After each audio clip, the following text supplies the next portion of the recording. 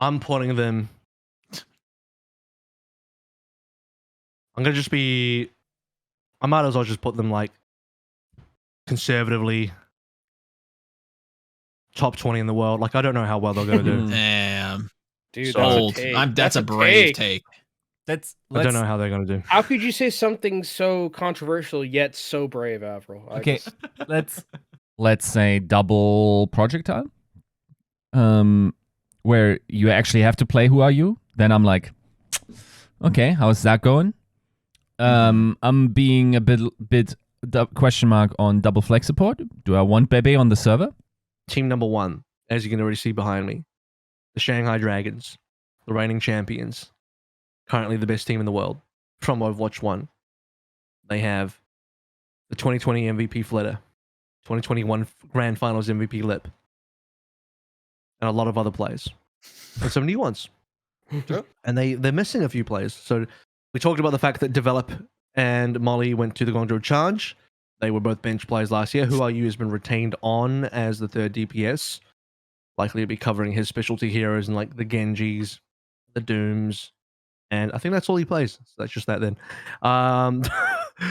He played like Tracer back in the day as well. And they also brought on Bebe as another flex DPS option flex support option because, well, they had a space available. It is interesting that they gave up on Molly. I don't know what happened there. Maybe Molly requested to be traded. Maybe Molly got fed up with being a bench player. Could have been the case. Maybe Shanghai just felt like they wanted a different option. They could have kept Molly. Molly could have decided to stay on. He didn't.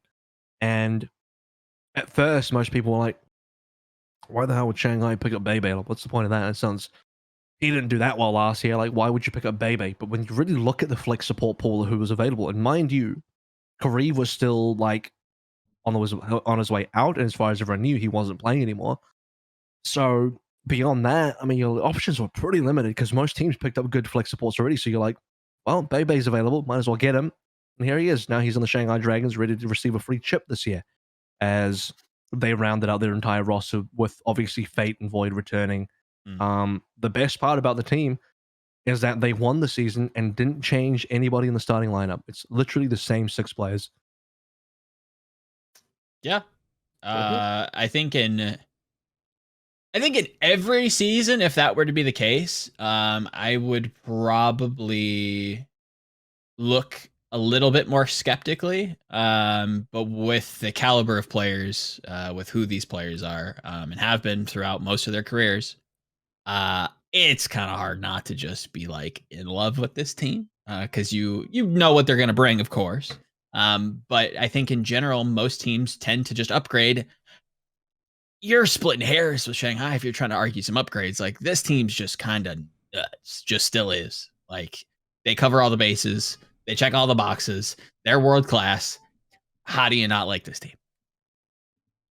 Yeah, I think when I look at Shanghai and kind of like their road to this, I mean, it's pretty crazy still that we had a team that was 0-40 win the league last year. True. Yeah. So narratively, this team's like one of the like teams that you can for. I think that they did the smart thing of just not removing anyone. And I remember last time I was here, I was a little bit bullish on like, oh, Shanghai's not really gonna be like the best team. It's a new game. Yeah, fuck that. Like they're still just like gonna be the best team most likely. There's no way that I can really look at any piece of this team and be like, yeah, they're like struggling. They might struggle here a bit. Like, it doesn't fucking matter. This team from top to bottom is just godlike, and it's going to take a Shanghai killer to beat this team. And Seoul potentially is that team. They need to like get like the 6 Infinity Stones or some shit. Like you gotta really work to consistently take this team out. Yiska, your thoughts, but only in German for the German listeners. Ja, das ist ein quasi unbesiegbares Team. Das ist vorbei. No, this is just make up some stuff. I feel like that wasn't German. I felt like you just made up something. I don't know. Das war schon Deutsch. Das okay. But the I mean, this team is incredible. Like, it is, in my pound for pound, just like the best Overwatch 1 team of all time. Relative to like the competition that they competed in terms of like, you know, they are just like top 3 on every position. Once again, I have to like, if I was trying to snipe some controversy here, I'd be a little bit like question mark on let's say double projectile, where you actually have to play who are you. Then I'm like, okay, how's that going? I'm being a bit question mark on double flex support. Do I want Bebe on the server in a team in a team that is Shanghai? And like I still think if you now put, for instance,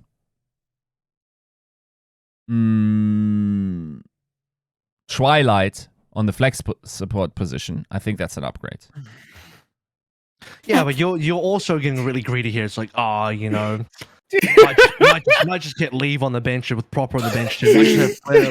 I mean, you have to cherry pick with this team, right? Just like take all of the O2 blast. No, yes, your point stands. I see your point. Right? Like you're really having to, like, in 95% of the cases, none of those weaknesses will be relevant. It is actually like the one thing where you could have said last season, like, okay, now we are running into issues, is if you expose Fate in one of his picks and he needs a little bit more time to adapt to him. This doesn't matter anymore in a world where you just need one tank. And then one of the perennially like most elite players of all time is your backup, right? In Void. That, like, you're actively now nitpicking in order to have anything critical to say of this team. It is actually like just like building Exodia, and it's very challenging to at all talk about them. The problem is you're inevitably almost going to be wrong, because there's always going to be some curveball thrown by the by Lady Overwatch in how this season will go.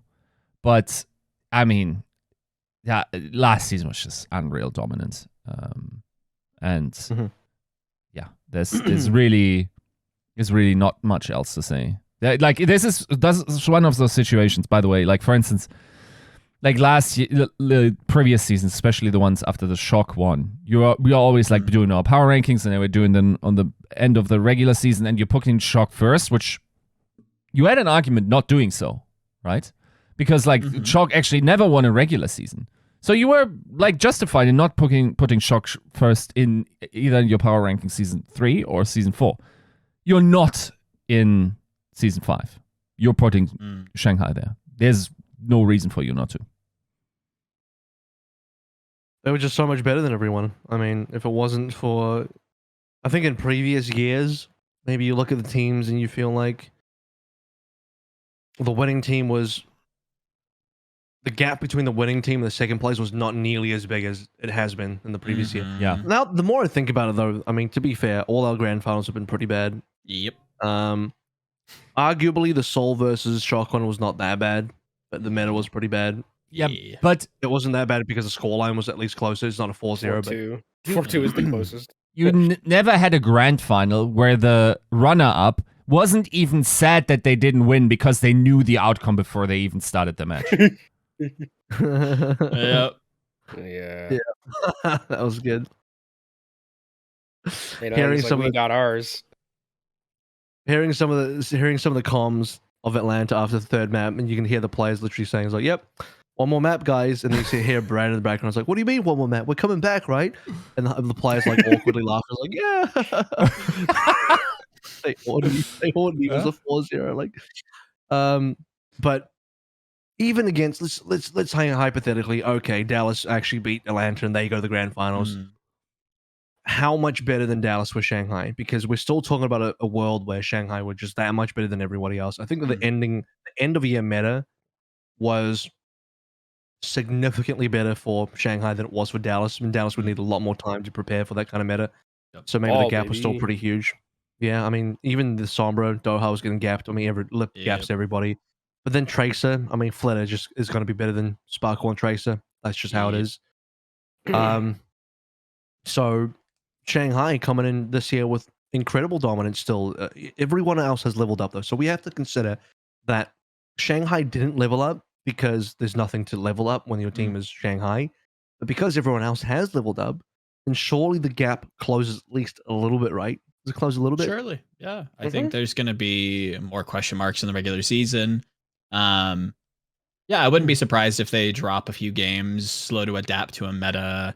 But I think the consistency overall, you look at this team, you judge them in comparison to how consistent they've been throughout their tenure, throughout like how many question marks other teams have across an entire season of meta changes and new heroes being added. You have to really stretch, to Yiska's point, to like argue them out of first place. I agree, the gap is definitely close though. All right. Everyone's happy with this team. Let's move on to first protocol, DPS. As I said previously, 2020 MVP, 2021 Grand Finals MVP. Who are you, the winningest player on bench the whole time? And yeah, I mean, he even won an Apex title on the bench, so there it is. He's got it all. He's got it all going for him. Triple I can't remember if he even got a game. He might have gotten one game last year, maybe just one. He got can't remember it. Yeah, I remember there was a map. I think that he. Not that it matters. I mean, you're not judging him of one map, especially when Shanghai like to pick maps versus teams they know they're beating anyway to play their subs. So, I guess Yiska pointed out he had some reservations about what a double flex DPS meta would look like if you're forced to use Who Are You, and I mean, I would say that Who Are You's based on historical performance. Who Are You's on his best heroes. I mean, they're pretty good. I mean, you do want to see Who Are You on a Genji. He was the original Genji. It's true. Don't forget there was a point in time when he was the best Genji player in the world, widely considered. You know, AVRL, there was a point in time where I compared Who Are You to Flash. I don't know, the real ones may remember that. Oh, but, StarCraft, that was StarCraft Brood War Flash? That was a bit of a swing and a miss. But yes, original OG Genji for sure. Yeah, and also, like, can you really say, like, Apex Season 2 as an argument without summoning the Spirit of Wolf?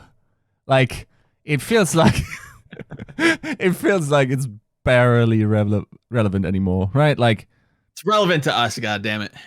Yeah, still read them. I mean, there's contenders. Who Are You? Yeah, smurfing in is. He did one on Funi. He played Doomfist on Funi. I remember that. Yeah. There's that. I mean, that team was very good. Yeah, and that time we thought Zachary was also like going to be good in Overwatch League. Valorant still thinks so. Yeah. I mean, probably for good reason. I don't know. I mean, yeah. What honestly, like this DPS line is like we talked about it in the last episode, but like Lip is someone who probably could have like. Were they an MVP nominee last year? I would assume so. Yes. Right? Yeah. They were nominated.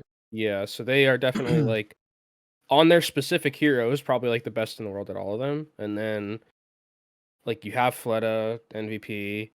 Who Are You is just there. If he can capture maybe like in a meta where it's like you need to play fucking Who Are You at this point and like play either Doomfist or Genji, then like maybe Who Are You shows up a bit, but like this is gonna be Fleta Lip DPS line, and I think the only like other two DPS lines that are close and that can beat them, I think the Seoul one definitely beats them as like a DPS line, and I think the Chengdu one is not far behind. So this is probably like the thing about ranking this team in terms of like their individual parts of the team is that I feel like it's just like as a unit they're just the best at it. And it's just like the individual rankings of like where their specific like roles are ranked doesn't matter too much. Yeah, I would agree. Do you guys ever get like the question mark if like some of those players might be overrated because of the system they play in? And if that was the case, which player would you expect this to apply to the most? On Shanghai? Yeah. Yaki. Is it Yaki, I would say. Here we go. It's so hard, man. I mean, I'm not happy about it, but like I think it's Izayaki. If you had to pick, I mean, Lee Jae-gon, I think, is going to be good wherever he is. I think, Yeah. like, Yeah. Izayaki is the one where it's like, can Izayaki be that good on a different team? And He wasn't I that think good it's on just- Valiant, right? he wasn't. Oh, he just kind So- of didn't play. Didn't play. I mean, it's just like, I don't know. I think that it's very difficult. I think Yeah, both the that's a- DPS, That's both the a tough one. DPS go, and they're probably really good wherever they are. So Yeah, I I'd think the say cop out Izayaki. is to say like, who are you? But like, that's just that's not not fair. fair. Yeah, We're yeah. talking about players who are going to play. Yeah, I don't hate Izayaki. I don't like any answer really, to be honest. What's It's the question again? Say the question one more time. Like, considering like it's easy to overrate players based on their performance based on them playing the best team in the world. Which player is Right. the most likely that we overrate because they're playing for the Shanghai Dragons? Well, fans will tell you it's fate.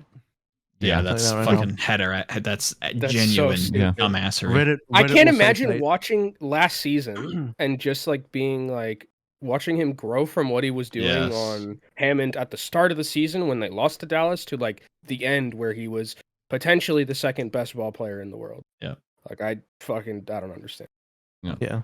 So it goes Yeedle, Fate, Ball Gaga. Oh yeah. Fucking Um, Eagle. Dude, remember that we had that drama last year somehow. I could fucking Unreal. What drama? I don't remember any drama. Was it drama? You don't remember the Yeah. force. Huh? I Bless don't know. you. You don't want to know. I don't keep up with drama. Yeah. I'm a very minimal drama kind Was of it guy. last Yeah, year or good. was that the year before? I don't More fucking of a- know. More of a sci-fi action. Not. That's why I don't like the Halo series. It's too dramatic. But- It's like I'm watching. I'm Is that watching. the only reason? I'm watching Days of Our Lives in Space. I don't care. Like, show me Yeah. action. I don't care. I want to see aliens dying. So there's many other reasons, but we're not going to get into that. Yeah. There is probably not a lot you can improve on the starting lineup. No. And even if you were to say individual, like, oh yeah, get Twilight instead of Izayaki or some shit like that. Like, even then, I value the Izayaki Lee Jae-gon duo Mm. in terms of their consistency and their Sure. level of synergy Yeah, together. I don't hate it. I'm not saying that Lee Jae-gon can't build that with someone else, but they're so good together that I think there's an intangible value there that is like Mhm. you can't just put another player in there and expect that, the same output or better. So I don't think you can really improve on this roster in its current iteration.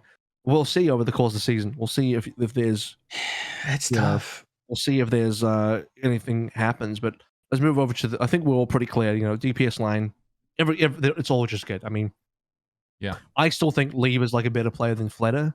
Oh, That doesn't mean I Mhm. think Fleta's bad. I think last year I had to do a bit of fighting because I was like, oh man, like Fleta doesn't look that good anymore. Because compared to Leave, I mean, Leave was doing fucked up shit. Compared to Leave, everyone looks kind of bad. monster so stuff. that Yeah. wasn't that surprising. I think Fleta's just not as exciting of a player. He's just a very Yes. consistently high output player that just does everything. Yep. But he's not as like a wow factor player, and that's mostly because his team is getting shit done. Yes. He doesn't need to put his team in a backpack. It's definitely more exciting watching Leave put his team in the backpack, as much as it's equal parts exciting, equal parts stressful. Yep. But no, Fleta's still got it. I have maybe a little bit of concern over how good Fleta's hit scans still are, Yeah. because I did not think his Cassidy last year was good. He brought it only a couple times and it wasn't great. Mm-hmm.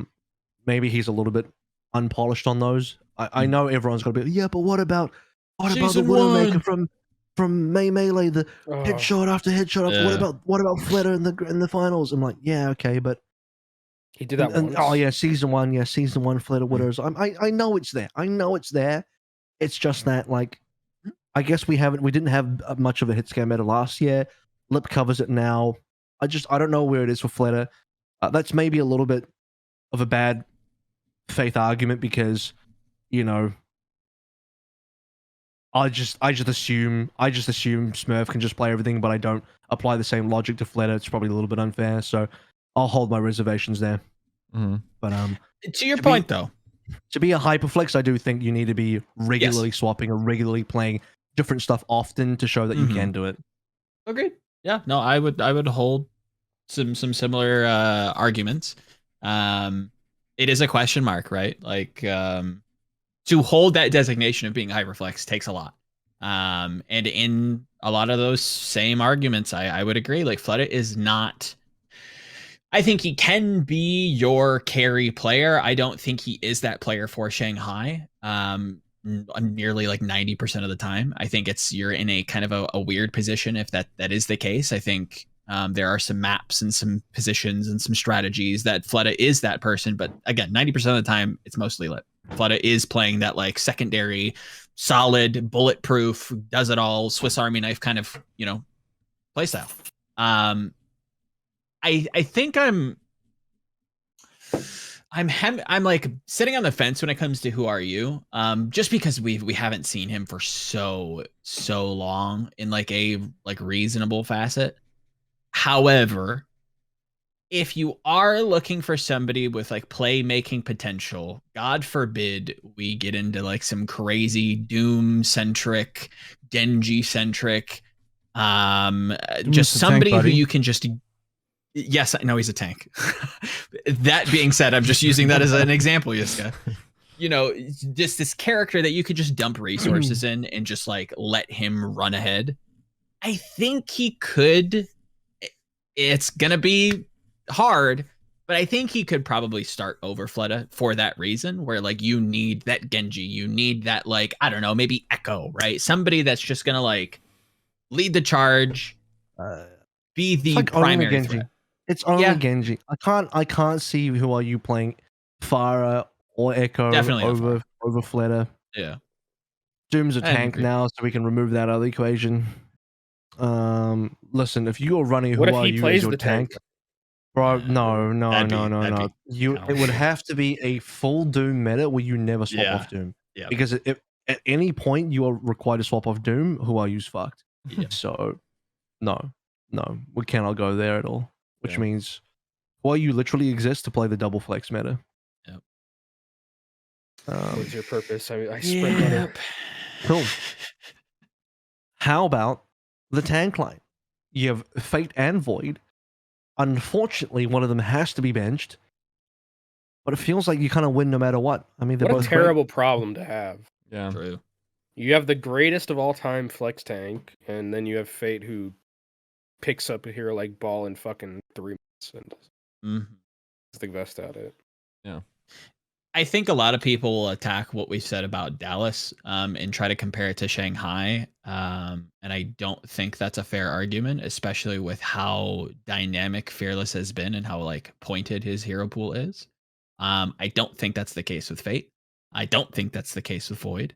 I can see no discernible difference or like draw any kind of concerns with what Fate showed us last year. Again, if you talk to me, like Melee, I think Yiska and Kenobi can vouch for me just molding off the face of the earth because Fate couldn't find his fucking ult key and slam anybody. Yeah.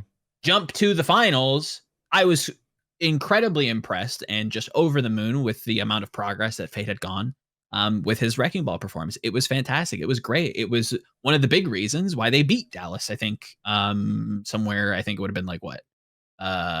June Joust, I believe. That said, the comparison isn't the same.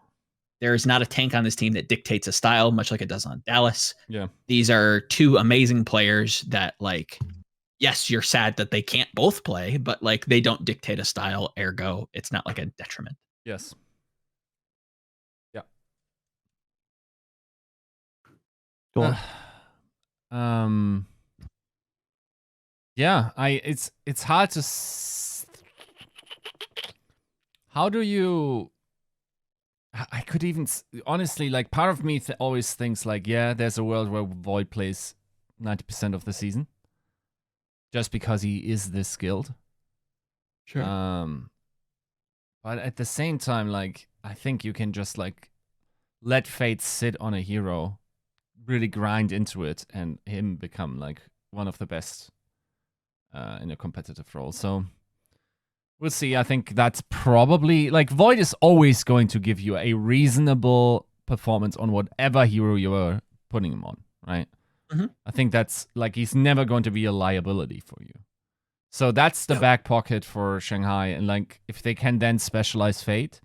But yeah, like honestly, like both Dallas and Shanghai are sort of like two teams that really make me miss main tank off tank. Mm-hmm. Because my God, what an embarrassment of riches now, right?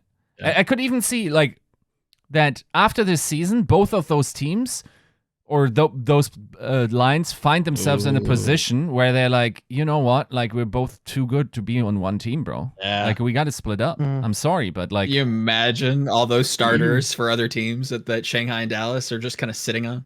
yeah, It's kind of nuts. I mean, I felt like they had a bit of a, even last year when they had developed would have been an exciting rookie talent Oh yeah. had he not been on Shanghai on the bench. Yeah, but he You got know, that for, chip. for another team, he would have been. For a team like Guangzhou Charge, they would have Oof. absolutely have loved him on that team instead of Kaylee. But I almost feel like this is the justification for Moon to pick players like Who Are You and Bebe, because you're not ruining these guys' careers at this point, right? Like you have serviceable moral. players in those positions that actually, you know, get to be developed. You're not developing talent on the Shanghai Dragons. You're fucking superstars everywhere, right? Yep. So maybe that's the Bebe rationale. Come to Shanghai, get your free championship charity. I mean, by that Moon. as well. Yeah. I mean, I think we're getting to a point, or I guess that's not necessarily fair to say, but if this offseason goes slightly differently and that they don't sign Bebe, they try to like develop somebody else, let's say. I'm looking at Boston, I'm like, I don't know, Moon's kind of developing a whole lot of just market value, just sticking kids in like the back pocket, getting him a ring, and then just shipping them off to like charge at like a premium, right? Like they're doing some sales for sure. These kids can't be cheap. Moon has an eye for talent. He always has. You look at his Valiant days, you look at his Team CC days. He's got an eye. Say what you want about him. Say, you know, coaching of the, you know, coach of the year, this, that, the other thing. The track record's there. The track record is there. Yes. I mean, like Moon, this is just one of those Moon movies where, you know, like Chris Nolan, you get the regular actors back in, you know, Michael Caine's back in here, you got the Christian Bale and all that, and then you just, you know, this is just, you just get the one movie where, yeah, just get John David Washington and you know, but that's maybe not a good example because he was the main character, but my point is, it's just like, you know, this is that one movie where you get that one person coming in, but otherwise it's the same cast of people that Moon always works with. Yes. And can't see things changing unless Shanghai start doing poorly. So now we reach the support line. I mean, we still can't really find too many faults here across the board for anybody. Even in like a double flex, it's like I'm not that upset about Bebe being in the starting lineup. Just not. He might not even be. No, in there they might not need it. 100%. Lee Gon can just play half of the stuff anyway. Yeah. Lee John just plays half the stuff, and we've already talked about situations where, like, you know, Bap, Brig are basically flex support heroes now. Unless you're in like a full-on Ana Zen, I'm actually pretty sure we saw Lee on like an Ana or something last year. I'm pretty sure they actually did try out double flex or something. He played Brig, no? Am I misremembering? Or was he? He did play. Obviously, he played Brig. Okay. We know that. I don't even think it's that likely to see Bebe in. I don't even think it's that likely. Lee Gon really is just so talented. I think he is the best support player in the world. He's the across best both roles. Ooh. He's just the best player in the best support player. Full stop. Oh, you mean like okay? Oh, okay. I thought you meant he's the best main support and flex. Just support player. Just overall support player. If I was to combine the roles, I think he's just the most talented support player. Yeah. I don't hate it. I mean, the NA Andes will forever hold on to that one super clip. It's like, oh, Lee Gon's feeding. They'll hold on to that until the end of time. I mean, aside from that, that's what arguments like Violet. Violet, yeah, kind of dropped off playing DPS. Andy. Who else is in that bucket? I don't think there's really anyone. Twilight. There's not anyone else. Twilight is maybe in there. Twilight. I think Lee Gon has joined the league. He joined the league 2020 Shanghai and just has only found success the entire way through. Yeah, you know what? Never had a bad Year. Has been top level literally since day one. Did he get Role Star in his first season? He's been Role Star 2 years in a row. FYI. Rookie season Role Star, championship season Role Star. He's only ever been a Role Star since he joined the league. Yep. It's unbelievable talent. Maybe Shu. Quite good. Maybe Shu is up there as well, but he's not better than Lee Jae-gon, but he should be in a conversation, right?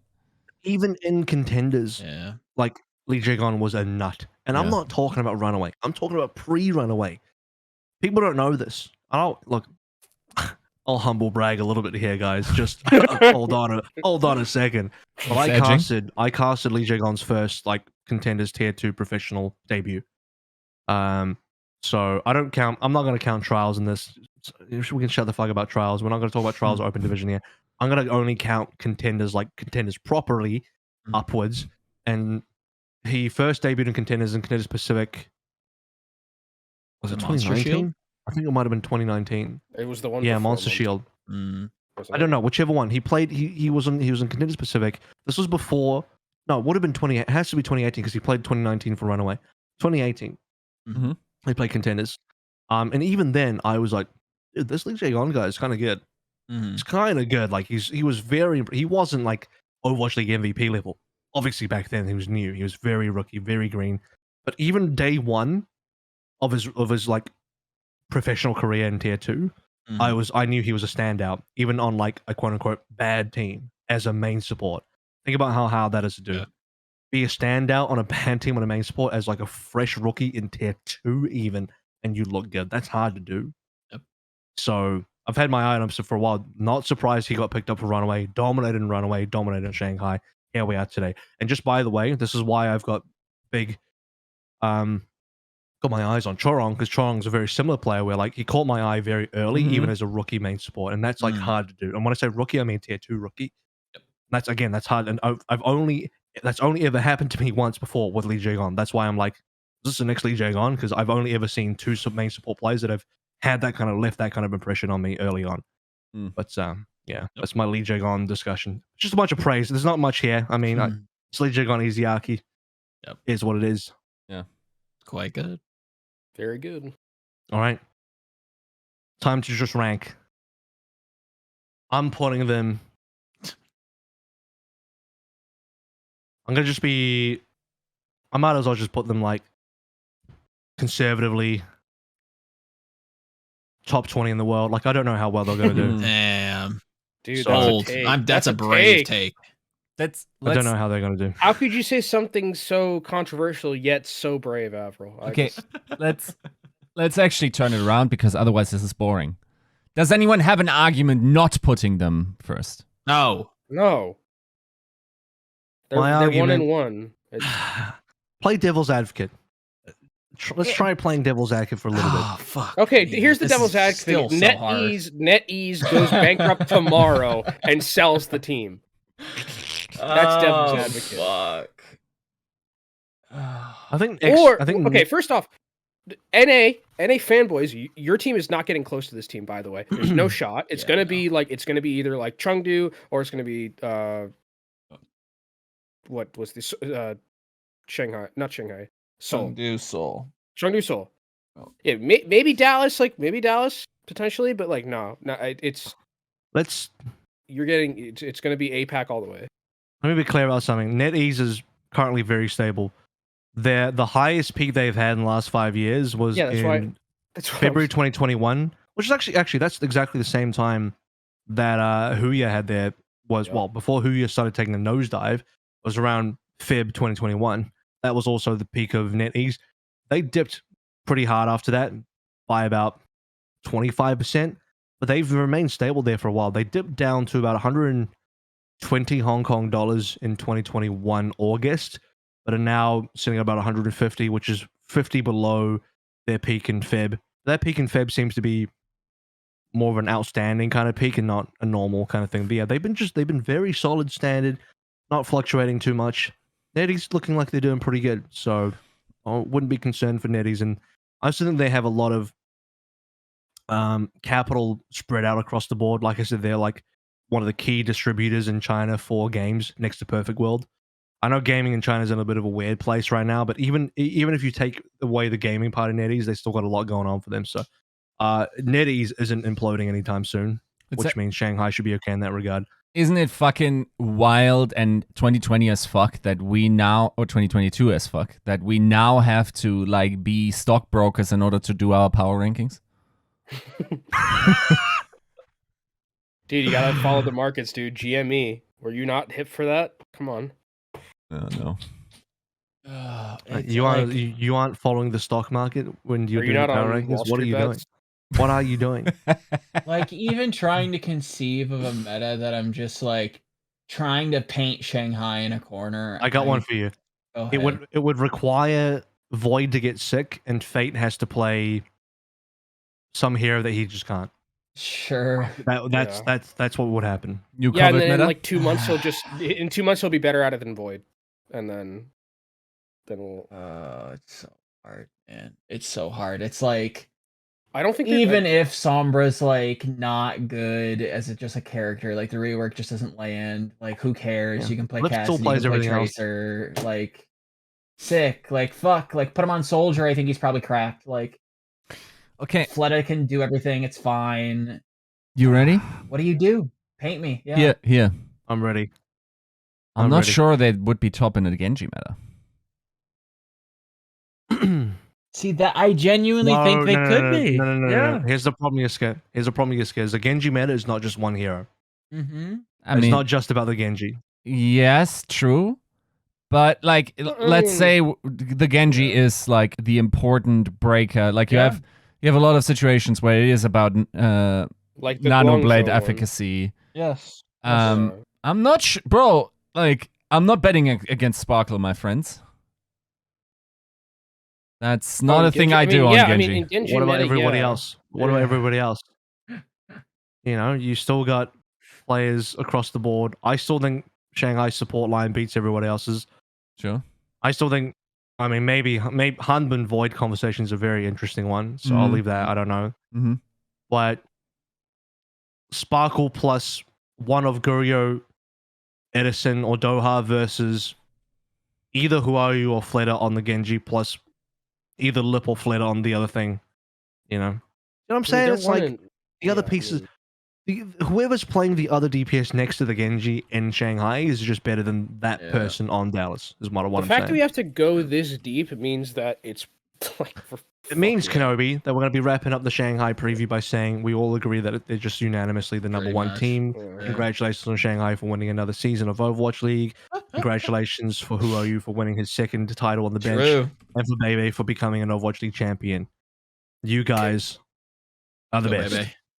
Alrighty, thank you for tuning into the TCP 2022 Shanghai Dragons preview.